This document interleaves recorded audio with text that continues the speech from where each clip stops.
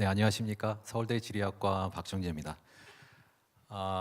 제가 사실은 그 주최 측으로부터 강연 요청을 받고 약간 놀랐습니다. 왜냐하면 저는 주로 보통 밖에 나가서 강연을 할 때 기술을 규제를 해야 된다라고 주로 얘기를 하는 편인데, 이 컨퍼런스 제목은 미래 유망 기술 컨퍼런스잖아요. 그래서 제가 이 자리에서 뭔가 적절한 발표를 할 수 있을까 걱정을 했었는데요.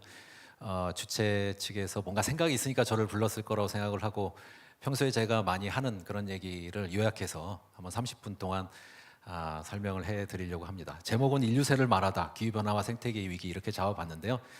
인류세라는 단어에 대해서 생소하신 분들도 계시고 잘 아시는 분들도 계실 것 같은데, 간단하게 설명을 드리면은, 우리가 과거의 지지시대를 뭐 교육적인 측면이나 정보 전달적인 측면이나 좀 더 효율적으로 과거의 지지시대를 일반인들이나 학생들한테 알리기 위해서 이렇게 구분을 하는데, 그 구분의 기준이 됐던 게 생태계의 격변을 기준으로 해서 과거 지지시대를 구분을 했습니다. 가령 종다현성이 갑자기 올랐다던가 아니면 종다현성이 갑자기 떨어졌다던가, 그런 것을 기준으로 과거 지지시대를 구분을 했는데, 지금 현재도 과거에 준하는 그런 생태계의 격변이 일어나고 있다고 학자들이 판단을 한 겁니다. 근데 과거의 생태계 격변은 자연적인 요인, 가령 뭐 운석이 충돌했다던가 아니면 화산이 폭발했다던가 이런 요인에 의해서 그런 생태계 격변이 일어났다면, 지금의 생태계 격변은 순전히 사람에 의해서 생태계 격변이 일어나고 있고, 그 과정에서 너무나 많은 부작용들이 발생을 하고 있고, 그 중에 하나가 기후 위기라는 소리죠. 그래서 그러한 생태계 격변을 우리가 6번째 대멸종 뭐 이런 말로 또 표현을 하기도 합니다. 그만큼 종다양성의 감소 속도나 멸종률의 증가 속도가 엄청나게 빠르기 때문인데요. 그 적절한 단어, 그러니까 새로운 지지시대를 구분을 할 필요가 있고, 그 지지시대의 적절한 단어로 학자들이 내세운 게 인류세라는 단어고요. 우리가 인류세라는 단어를 쓰면서 일반인들이 지금 인간이 일으키고 있는 여러 가지 문제점들, 환경을 망가뜨리고 교란시키고 훼손시키고 그런 과정에서 나타나고 있는 다양한 부작용들을 일반인들도 명확하게 인식할 수 있는데 도움이 될 만한 단어로 생각을 해서 많은 사람들이 인류세라는 단어를 지금 많이 쓰고 있는데요. 최근에 인류세를 정식화하는, 공식화하는 그런 투표를 했었는데, 과학자들 사이에서 그 투표가 통과가 안 됐습니다. 부결이 났어요. 그래서 그분들 생각은 과거 지시대를 구분했을 때 뭔가 뚜렷한 기준이 있는데, 지금 뭔가 새로운 지시대가 시작이 됐다고 보기에는 너무 짧은 기간이 아니냐, 좀 더 기다렸다가 미래의 과학자들이 지금 이 시대를 인류세로 구분하는 게 맞지, 지금 우리가 현재 우리가 만들고 있는 이런 새로운 시대에 이름을 붙이는 건 옳지 않다 해서 인류세라는 단어가 통과가 안 됐는데, 자연과학자들은 그렇게 생각할지 몰라도 인문사회과학자들은 이미 인류세라는 단어를 굉장히 많이 쓰고 있거든요. 연구도 많이 하고 있고, 그다음에 사회에서도 많이 회자되고 있는 용어이기 때문에 앞으로도 그 중요성이 점점 높아질 거라고 생각을 합니다. 근데 저는 평소에 인류세의 문제를 4가지로 구분해서 설명을 하는데요. 첫 번째는 뭐 다 아시다시피 지구온난화 문제입니다. 그래서 온도가 계속 올라가고 있고, 그 과정에서 기상이변, 이상 기상현상이 빈도나 강도가 높아지고 있고, 또 자연재해, 이상 기상현상이 일어나니까 가뭄, 홍수, 산불, 뭐 산사태, 이런 자연재해의 강도나 빈도가 커져서 인명상의 피해나 재산상의 피해가 점점 늘고 있는데요.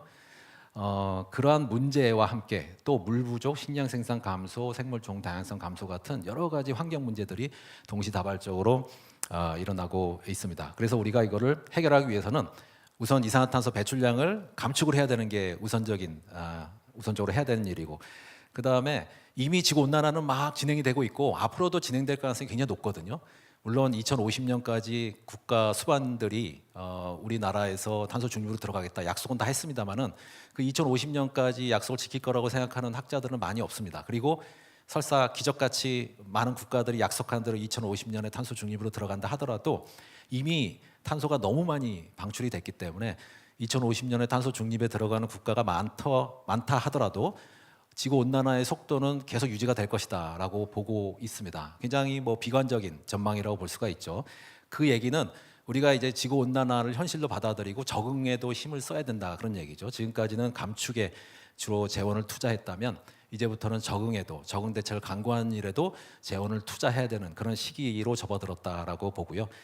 그런 감축 대책이나 적응 대책을 세우는 데 있어서 정확한 데이터가 중요하니까 과학자들이 또 분석을 열심히 해서 데이터를 제공하는 일도 게을리하지 않아야겠습니다. 그래서 감축, 적응, 과학의 삼축을 통해서 지구 온난화의 경향은 우리가 되돌릴 수 없을지 몰라도 속도라도 완화시키면, 네, 그러면 그걸로 우리가 어떻게든지 장기간 버텨낼 수 있다라고 생각을 하는데요. 다음에 생태계 문제에 대해서 설명을 드릴 텐데, 저는 생태계가 기후 문제보다 생태계 문제가 미래에 더 중요한 문제로 대두될 가능성이 높다고 생각을 합니다. 지금 여기 보시면은 그래프상에서 1900년대 이후로 모든 동물 분류군별로 멸종률이 굉장히 급박하게 올라가고 있는 걸 볼 수가 있는데요. 우리가 이 시기를 대가속 시대라고 부르거든요. 20세기 중반부터 생태계의 변화 속도가 굉장히 가팔라졌습니다. 그 전하고 많이 차이가 나는 것을 볼 수가 있는데, 특히 적도 태평양의 산호초의 폐사율이 굉장히 높습니다. 지금 거의 60% 정도 폐사가 됐다라고 보고가 되고 있고, 아마 산업화 이전 대비 2도 이상 올라가게 되면은 전 세계 산호초가 다 사라질 거라는 극단적인 전망도 나오고 있거든요. 근데 지금 뭐 전문가들은 2100년까지 2.7도까지는 올라갈 거다. 지금 한 1.2도 올랐는데 앞으로 1.5도가 더 올라갈 거라고 예측을 많이 하고 있습니다. 그 얘기는 2도 이상 올라가게 되면 산호초가 다 사라진다는 얘기니까 결국 우리가 산호초가 없는 세상에 살게 될 거라는 얘기가 되거든요.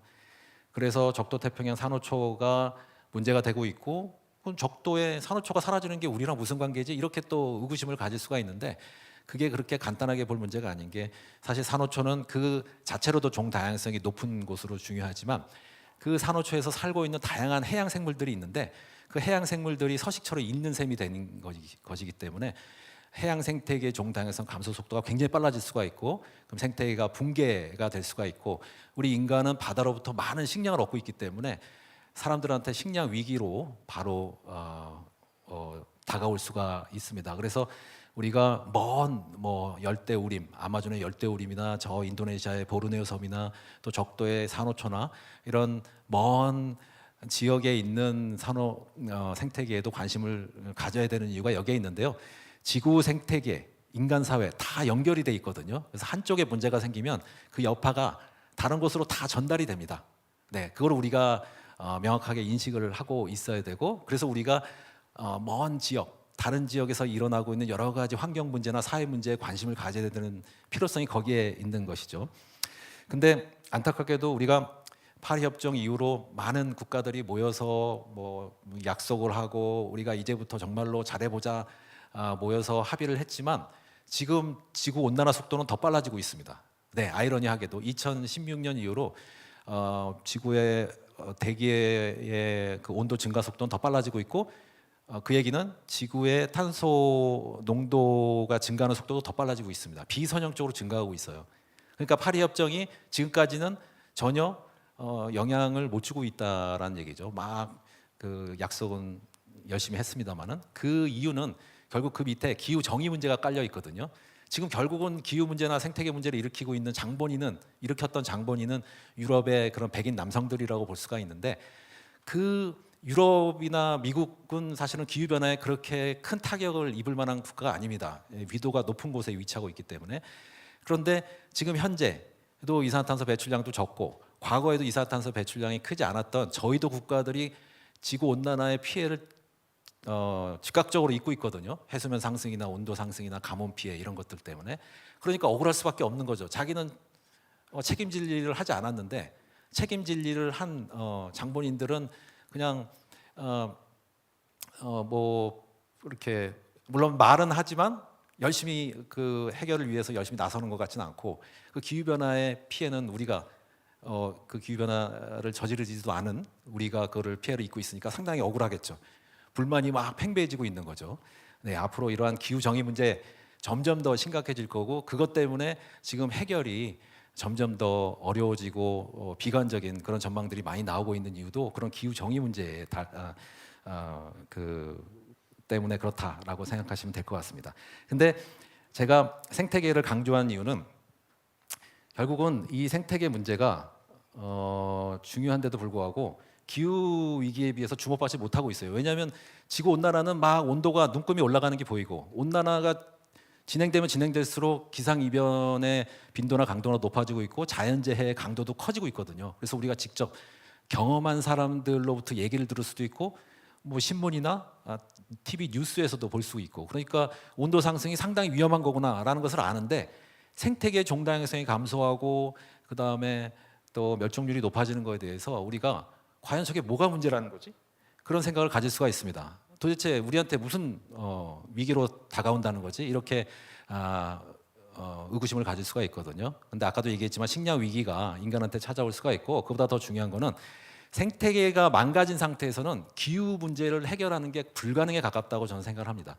그러니까 생태계가 온전하게 잘 보존이 돼 있고 보호가 돼 있어야 그 생태계의 도움을 받아서 지금 우리가 겪고 있는 기후 위기, 그다음에 미래에 우리 후세대가 겪을 기후 위기를 막을 수 있지, 생태계가 망가져 있는 상태에서는 기후 위기는 못 막습니다. 아무리 과학 기술이 발전을 하고 AI가 발전을 한다 하더라도 그걸로 막을 수 있는 것은 한계가 있고 단기적으로만 효과를 낼 뿐이지, 장기적으로 봤을 때는 생태계가 온전하게 버티고 있어야 사람들이 이 미래의 환경 위기를 극복할 수 있을 거다라고 생각을 할 수가 있습니다. 그래서 기후 위기를 대책을 강구하는 데 있어서 과학 기술에만 너무 의존하는 것은 안 되고, 우리가 어떻게 하면 이 자연 보호나 생태계 보호를 위해서 열심히 노력할 것인가, 이런, 그다음에 우리가 그러한 마음가짐을 어떻게 다잡을 것인가, 그다음에 사회적 가치는 어떻게 바꿔 나갈 것인가, 이런 논의를 꾸준히 해 나가야 한다고 생각을 합니다. 근데 안타깝게도 생태계 문제가 심각하고 중요한데 생태계가 우리한테 기후 위기에 비해서는 주목받지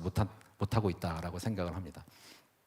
그다음에 환경 오염 문제는 20세기 중반부터 뭐 계속적으로 오염 문제가 대두됐기 때문에 각 국가별로 약간 국지적인 그런 문제라고 볼 수가 있죠. 열심히 노력을 해가지고 개선해 나가려고 했지만 여전히 환경 오염 문제도 개선되지 않은 상태로 방치돼 있는 경우가 많이 있고요. 뭐 대기 오염, 수질 오염, 토양 오염, 이런 것들은 그냥 빨리빠르게 넘어가겠습니다. 그다음에 인공적으로 사람들이 만든 화학 물질의 확산 정도도 점점 넓어지고 있고, 해양 오염이나 해양 플라스틱 문제도 점점 심각해지고 있고요. 그래서 이러한 생태계 문제나 그다음에 환경 오염 문제가 심각하다 보니까 학자들이 걱정을 하기 시작했어요. 그래서 2009년부터 정말로 우리 인간이 지속 가능한 그런 환경 하에서 살아가고 있는지 그걸 확인하기 위해서 좀 위험하다고 생각되는 부문을 9개로 나눠서 각 부문의 지금 상황을 진단하는 작업을 매 5년에서 10년마다 하고 있습니다.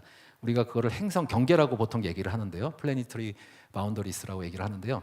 그 9가지 중에서 6개가 이미 위험 구간에 있다. 저기 보시면 합성 화학 물질이나 기후 변화, 생태계 기능, 토지 이용, 수자원 문제, 질소화인, 이런 그 부문에서 안전 구역을 이미 초과해서 사람들이 이용하고 개발하고 있다라는 것이고요. 오존층 파괴나 대기 에어로졸, 해양 산성화는 좀 안전해 보이지만 아직까지는 나중에 어떻게 될지 모른다. 이게 처음 시작했을 때가 2009년인데요. 그때는 9개 부문 중에 3개 부문만 위험하다라고 얘기를 했었거든요. 근데 이거는 2023년 자료인데 9개 중에 6개가 좀 위험하다라고 진단을 내리고 있습니다. 그만큼 점점 환경이 교란 정도가 더 심해지고 있다라고 볼 수가 있죠. 근데 아까도 말씀드렸다시피 이런 지구 생태계의 보호 기능을 우리가 충분히 갖지 못하면은 기후 위기는 막을 수 없다. 네. AI가 아무리 발전하고 과학 기술이 아무리 발전해도 어렵다. 예를 들어 가지고 동식물이 다 죽어 있는데 인간만 살아남아 가지고 과학 기술을 갖고 지구상에 살아남는 게 무슨 의미가 있겠습니까? 네. 그렇게 생각해 보면은 쉬울 것 같습니다. 그다음에 4번째가 난민 문제인데, 난민은 당연히 늘어날 수밖에 없습니다. 아까도 말씀드렸다시피 환경 문제 점점, 환경 오염 문제가 개선되지 않은 상태로 계속 이어지고 있고, 또 생태계도 계속 악화되고 있고, 온도도 계속 올라가고 가뭄도 심해지고 있기 때문에 지금 글로벌 사우스 지역을 중심으로 해서 2050년의 최악의 상황을 가정해서 모델링을 해보니까 특히 아프리카 사하라 이남 지역이 자국 내에서 움직이는 기후 난민의 수가 7천만 명 정도로 예상이 됩니다. 2050년까지 최악의 상황을 가정했을 때. 그 다음에 뭐 남아메리카 1,000만 명, 뭐 인도 3,500만 명, 이런 식으로 해서 다 합치니까 1억 7천만 명 정도가 난민으로 떠돌 것이다. 2050년에. 그러니까 최악의 상황이니까 이거를 너무 걱정스럽게 바라볼 필요는 없는데요. 아무튼 최악의 상황에서는 이렇게 난민의 수가 늘어날 수 있다는 것이고, 이거는 국경 내에서 움직이는 난민만 지금 카운트해서 예측을 한 거지만 사실은 국경을 넘어갈 수도 있는 거죠. 정말 살기 위해서 난 살고 싶은데 이 나라에서 못 살겠다 그러면 넘어가지 않겠습니까? 그러면 결국은 이것도 국경 내에서만 영향이 이렇게 머무르는 게 아니고 이 글로벌 사우스 지역에서 문제가 생기면 결국은 고위도 지역, 그 선진국이 위치하고 있는 그런 고위도 지역에도 당연히 난민 문제가 확장될 수 있고 이미 유럽이나 이런 나라들은 난민 문제 때문에 골치를 앓고 있죠. 우리나라도 마찬가지로 동남아시아 지역의 해수면 상승 문제가 심각해질 가능성이 있는데 그렇게 되면 동남아시아부터 막 난민들이 이동을 해서 이 난민들의 이동이라는 것은 항상 도미노와 같이 일어나거든요. 그래서 인도네시아 쪽에 있던 사람들이 인도 차이나 쪽으로 올라오고 인도 차이나에 있던 사람들이 남중국으로 올라가고 남중국에 있던 사람들이 북중국으로 올라오고 이렇게 갈등을 피해서 문화 갈등, 민족 갈등을 피해서 계속 움직이려 할 텐데 그렇게 되면 한반도도 난민의 영향으로부터 자유로울 것이다라고 말할 수 없는 것이죠. 그래서 이 문제를 그럼 우리가 어떻게 해결할 것인가? 너무 문제만 얘기를 했는데 가장 중요한 거는 그래도 희망적으로 우리가 긍정적인 마인드를 갖고 이 문제를 해결할 수 있다라고 생각을 하는 게 중요합니다. 어차피 내가 혼자 해가지고 안 돼. 그리고 포기하면은 그건 최악이거든요. 그래서 우리가 어떻게 해결할 수 있을까를 한번 생각을 해봐야 되는데 일단은 처음에 말씀드렸다시피 지구온난화는 현실이라는 걸 좀 받아들일 필요가 있고 그럼으로써 적응 대책을 강구하는데 좀 시간과 재원을 투자를 해야 된다라고 생각을 하고 그다음에 제가 강조하는 게 자연기반 해법인데요. 결국 저거는 생태계를 온전하게 보존하고 보호를 해서 그거에 도움을 받아가지고 기후 위기를 해결하자라는 것과 같은 말이거든요. 그래서 자연기반 해법 앞으로 좀 더 이 자연기반 해법과 관련된 기술의 혁신 속도가 좀 더 높아질 필요가 있다고 생각을 하고 그 지속가능한 발전이라는 단어에 저는 어폐가 있다고 생각을 하는데 생태계가 인간을 서포트, 지지해 줄 수 있는 한계가 명확히 있는데 지속 가능성을 유지하면서 발전을 거듭할 수 있다는 것은 사실은 말이 안 되거든요. 근데 지속 가능한 발전은 경제학자들이 굉장히 좋아하는 말이었기 때문에 수십 년 동안 가장 인기 있는 단어 중에 하나였습니다. 근데 저는 지속 가능성하고 발전은 따로 떼어놓고 봐야 된다. 이제는 환경 위기 시대이기 때문에. 그리고 지속 가능성을 넘어서 거주 가능성을 중시해야 될 필요가 있다. 거주 가능성이라고 하는 거는 지속 가능성도 어떻게 보면 인간 중심적인 그런 단어거든요. 지구상에 인간만 살고 있는 게 아닌데 동물도 살고 식물도 살고 있잖아요. 그래서 모든 생물이 다 거주 가능한 그런 지구 공간을 만들기 위해서 인간이 선도적으로 앞서서 노력을 해야 된다라는 차원에서 거주 가능성이라는 말을 최근에 학자들이 많이 사용을 하고 있습니다. 지속 가능성보다. 그러기 위해서는 인류세에 맞는 철학과 윤리가 시급하게 정립이 될 필요가 있고 그래서 뭐 너무 경쟁하고 성장 위주의 단어를 중시하기보다는 공존, 공생, 포용, 배려 이런 단어가 지금은 경쟁과 성장에 밀려 있는데 앞으로는 점점 그 중요도가 높아져야 된다라고 생각을 하고요. 그러기 위해서는 또 인간 중심주의적인 사고에서 탈피를 해야겠죠. 과거 근대 휴머니즘, 인본주의죠. 인본주의 사상에 도취돼서 20세기 초반까지만 해도 사람들이 자연을 그냥 이용과 개발의 대상으로만 바라봤습니다. 그리고 이용하고 개발하면서 너무나 많은 부작용들이 일어났는데 과학기술을 통해서 충분히 다 해결할 수 있다라고 오만한 생각을 갖고 있었는데요. 근데 그게 오만했다라는 생각을 깨닫게 된 게 20세기 중반부터거든요. 그때부터 막 환경 오염 문제 일어나고 그 다음부터 20세기 후반에 들어오면서 지구 온난화 문제가 현실적으로 다가오니까 그때부터 우리가 생각을 잘못해 왔구나. 이렇게 하다가는 결국 인류는 빠르게 인류 사회는 붕괴할 수밖에 없다라고 자각을 하게 된 거죠. 근데 여전히 아직도 인간 중심적인 사고에서 머무는 그런 경우를 볼 수가 있는데 우리가 완전하게 인간 중심주의적인 사고에서 탈피할 필요가 있다. 왜냐하면은 지구에서 인간만 살아남아 가지고는 그게 인간이 멸종되지 않았다라고 볼 수가 없다는 겁니다. 같은 동물하고 같은 식물하고 다 함께 공존 공생하지 않으면은 이 인간 사회나 지구 생태가 오랫동안 지속 가능하게 유지될 수 없다는 그런 얘기죠. 그다음에 깊은 역사에 관심이 필요하다. 이거는 우리가 미래를 예측하고 뭐 그런 일을 할 때 모델링, 시뮬레이션 이런 걸 하지만 사실은 초기 조건이나 가정에 너무 좌우되기 때문에 결과가 우리가 사실 미래를 예측하는 게 크게 의미가 없어 보일 때가 많은데요. 과거를 자꾸 보게 되면 결국 미래가 어떻게 변화하게 될지 어느 정도 예측하는 게 또 가능하거든요. 그래서 빅히스토리 책이 인기가 많다고 저는 생각을 합니다. 뭐 총균세나 사피엔스나 코스모스나 이런 책들이 아주 오래전부터 지금까지 지구 환경이 어떻게 변해왔고 그 환경 변화에 따라서 인간이 어떠한 영향을 받았는지를 보여주고 있는 책이 빅히스토리 책이라고 보는데, 그러한 것들이 인기를 끌고 있고 그러한 것들이 의미가 있는 것은 결국은 그러한 과거 정보를 통해서 미래를 예측하는데 어떻게든지 도움을 받을 수 있기 때문에 그렇다고 생각을 합니다. 그래서 과거에 관심을 좀 많이 가질 필요가 있다고 생각을 하고, 그 다음에 인간과 자연을 연결해서 바라보는 지구 시스템 과학이 앞으로 점점 더 중요시 돼야 된다고 생각을 하는데, 뭔가 시스템적으로 바라봐야 된다는 것이죠. 과거 20세기 초중반까지만 해도 우리가 물리화학, 지구과학, 생물 뭐 이런 식으로 나눠가지고 학문을 이렇게 분과 학문으로 나눠서 디테일하게 파고 들어가는 연구를 주로 했는데, 그렇게 해가지고는 지금 현재의 위기 상황을 진단할 수 없고 과거, 미래 정확하게 예측을 하기가 어려운데요.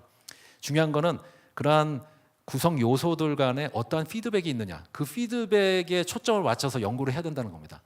그래서 양의 대목임이 있느냐, 음의 대목임이 있느냐, 어떻게 서로 연결이 돼서 인과관계를 주고받느냐, 상관관계는 어떻게 되느냐, 이런 쪽에 초점을 맞춰서 연구를 해야 좀 더 현재를 정확하게 알 수가 있고 미래를 정확하게 예측할 수 있다는 얘기죠. 그래서 시스템적으로 바라보는 그런 시각, 관점 이런 것들이 앞으로 더 필요할 것이다라고 보고요. 그 다음에 지구공학은 저는 별로 그렇게 선호하는 그런 단어는 아닌데 과학기술하고 직결되는 그런 문제죠. 정말로 상황이 어려워서 심각해질 때가 되면은 결국 지구공학적인 방법을 써서 인위적으로 지구의 온도를 낮추거나 이런 것들을 할 수가 있는데, 지구공학도 좀 안전한 방법들이 있고 위험한 방법들이 있는데요.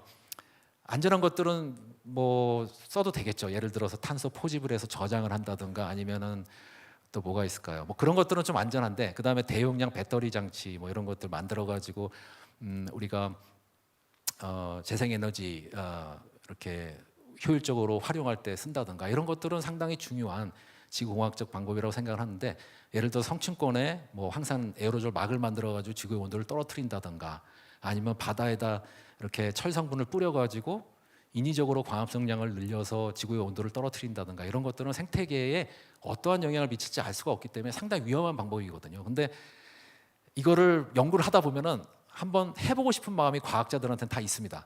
그래서 그게 저는 굉장히 위험하다고 생각을 하고, 그런 지구공학적 방법을 써서 생태계를 인위적으로 뭔가 조작을 하려고 할 때는 정말 신중하게, 정말로 위험한 상황에서 정말 다른 방법이 없을 때 할 수 있는 방법이 아닌가 그렇게 생각을 합니다.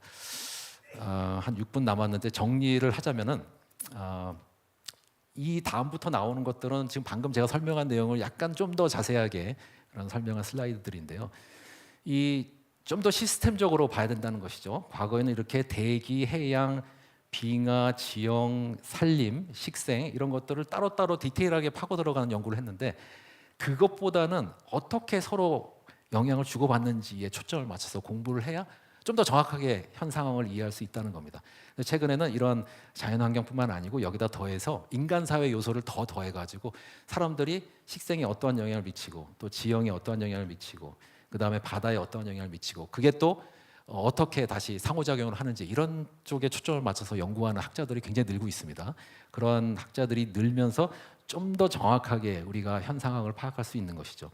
그 다음에 자연기반 해법은 제가 아까 자세히 얘기하면서 강조를 했습니다마는 생태계를 온전하게 보호하고 보존하고, 그 생태계를 우리가 충분히 활용해서 미래의 기후 위기를 막는 것이, 그게 효율적이고 훨씬 안전하고, 그러니까 과학기술에 의존하는 것보다는 그렇다는 얘기입니다.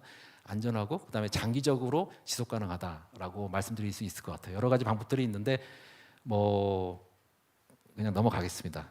도시숲 조성하거나 식생을 회복하고 산림을 복원하거나 불투수면을 줄이고 물을 흡수 저장하는 도시 인프라 설계하거나, 여러 가지 이야기들을 제가 적어놨는데, 아마 저 다음에 유가영 교수님이 보니까 자연기반 해법에 대해서 설명을 해주실 것 같으니까 저는 이 정도로 하고 넘어가겠습니다.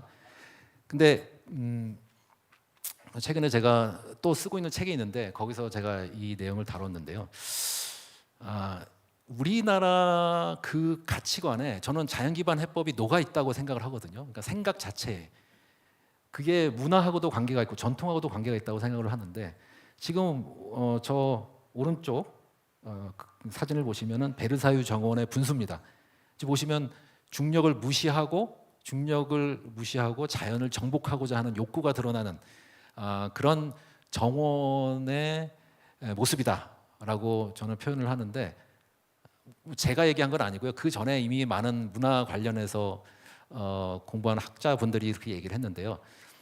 그러니까 저런 생각을 갖고 있었기 때문에 뭔가 자연을 이용하고 개발하는 거에 대해서 꺼리낌이 없었던 거죠. 그리고 자연을 정복하려고 하는 욕구가 굉장히 강했고, 근데 동아시아 쪽으로 오면은 일본도 그렇고 한국도 그렇고 중국도 그렇고 자연을 이렇게 모방해서 정원을 만들었습니다. 특히 일본 같은 경우는 자연을 그대로 미니어처 같이 만들어서 정원에다가 이렇게 폭포 같은 것도 인공적으로 만들고 그래서 즐겼죠. 우리나라는 그거보다 더 나아가서 아예 만들려고 하질 않았어요. 그냥 산 좋고 물 좋은 곳에 가서 거기다 집을 짓고 그 기존에 있는 자연을 그냥 정원 삼아서 살았습니다. 대표적인 정원이 소세원 정원이죠. 그만큼 자연에 동화하려고 그런 마음, 그런 전통이 강했다는 얘기죠. 그래서 유럽하고 동아시아 국가들하고 이런 차이가 나는 거는 저는 기후 때문에 그렇다고 생각을 하거든요. 유럽 쪽은 항상 바다의 영향을 받아서 서한 해양성 기후라고 하는데 연교차가 적고 연중 날씨 변화가 크지 않습니다. 그리고 연중 또 비도 적당히 내리고 상당히 살기 좋은 곳이 유럽입니다. 근데 유럽에 비해서 한국, 일본, 중국은 여기 계절풍 기후, 몬순 기후라고 얘기를 하는데 연교차가 굉장히 크게 나죠. 여름은 되게 뜨겁고 비도 많이 오고 겨울은 가물고 굉장히 춥고 혹한 그런 시달려야 되고, 그러니까 과거에 우리 선조들이 살아가는 게 굉장히 힘들었을 거예요. 지금 우리가 과학기술이 어느 정도 발전을 해가지고 우리 한국에서 사는 게 오히려 저는 사계절이 뚜렷한 게 인간의 뭔가 창의성을 자극하는 데 더 도움이 된다라고 생각을 하는데, 과거에는 훨씬 살기가 힘들었을 겁니다. 유럽에 살던 사람들에 비해서. 그러니까 자연을 무서워할 수밖에 없는 거죠. 자연에 대해서 경외감을 갖고 있고 자연이 무너지면은 같이 무너진다라는 생각을 갖게 된 거죠. 근데 유럽 사람들은 항상 좋은 환경하에서 살았기 때문에 자연은 이용하고 개발해도 거기서 뭐 부작용이 나타나도 우리가 충분히 그걸 극복할 수 있다. 우리는 그러한 힘을 갖고 있고 지능이 있고 이성이 있다. 계몽주의적인 사고잖아요. 그러다 보니까 저는 이런 자연 기반 해법이 우리나라에서 훨씬 잘 받아들여질 것이다. 우리나라 사람들한테 그렇게 생각을 하고요. 한 1분 26초 정도 남았는데요. 일단 인간 중심적인 사고에서 탈피를 해야 된다. 과거에 저 오른쪽에 삼각형 모습 보면은 저 맨 위에 남자가 있죠. 백인 남성이라고 보시면 되고, 사실은 유색인종도 그 당시에 뭐 사람으로 취급을 안 했죠. 백인 남성들이 저렇게 위에 있으면서 다 다스리려고 했고 정복하려고 하는, 저기에서부터 지금의 인류세의 문제가 시작이 됐다.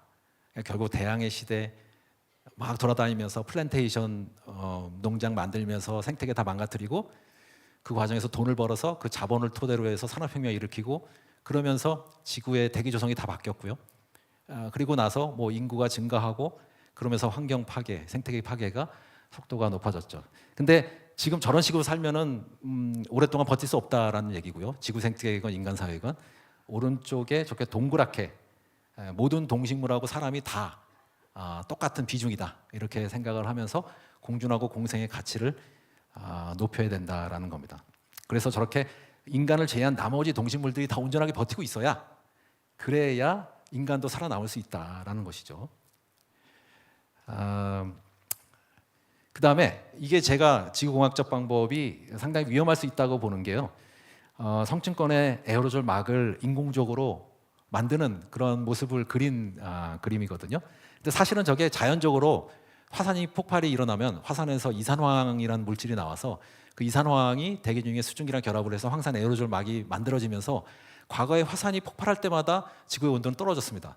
그거를 보고 인공적으로 한번 황산 에어로졸 막을 만들어서 지구의 온도를 떨어뜨릴 수 있겠다라고 학자들이 생각을 한 거고, 실제 저거는 하기가 그렇게 어렵지 않아요.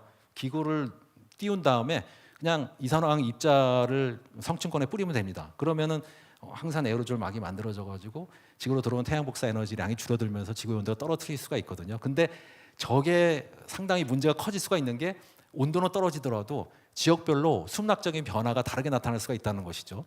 어떤 지역은 가뭄이 없었는데 가뭄이 막 온다든가, 다른 지역은 홍수가 없었는데 홍수가 온다든가, 그러면서 식량 위기가 올 수도 있고, 문제는 한 번 에어로졸 막을 만들고 나면은 그 다음에 거둘 수가 없다는 거죠. 에어로졸 막을 만들고 나면은 온도가 떨어지니까 사람들이 이제 이산탄소 배출을 하면서 살 수 있겠구나라고 오해를 할 수 있잖아요. 그럼 이산화황 농도가 또 올라갈 텐데 그 다음에 홍수 피해나 가뭄 피해를 입은 집단들이 난 도저히 이렇게 온도는 떨어져서 좋을지 몰라도 홍수가 계속 일어나는데 못 살겠다 하고 막을 걷어라 요구를 할 때 저 막을 걷게 되면 온도가 확 올라가겠죠. 이산탄소 배출을 많이 했을 테니까. 그러니까 그런 문제, 한 번 막을 설치하게 되면, 조성하게 되면 그 다음에 되돌릴 수 없다는 문제가 있기 때문에 굉장히 신중하게 결정을 해야 된다는 것이죠. 그리고 거버넌스의 문제가 또 있습니다. 그래서 결국은 이런 게 실행되기가 어려울 거라고 저는 보는 게 저거를 누가 결정할 것인가? 전 세계적으로 뭐 미국 대통령이 결정할 것인가, 뭐 아니면은 중국 주석이 결정할 것인가? 이거 어떤 집단에서 엘리트들이 몇 명이 모여가지고 하려고 할 때 다른 사람들이 가만히 놔두질 않겠죠. 이것도 하나의 권력이라고 볼 수가 있는데요. 그래서 이 지공학적인 방법은 효과가 없을 수 있다. 실제 실행하기가 어려울 수 있다. 그래서 우리가 너무 과학기술이나 AI 같은 데 의존하는 것은 사실 상당히 위험할 수 있고 생태계의 보존과 보호에 힘을 써야 된다라고 생각을 합니다. 그래서 지금까지 말씀드린 내용이니까 이 정도에서 제 발표는 여기서 마치도록 하겠습니다. 네, 감사합니다.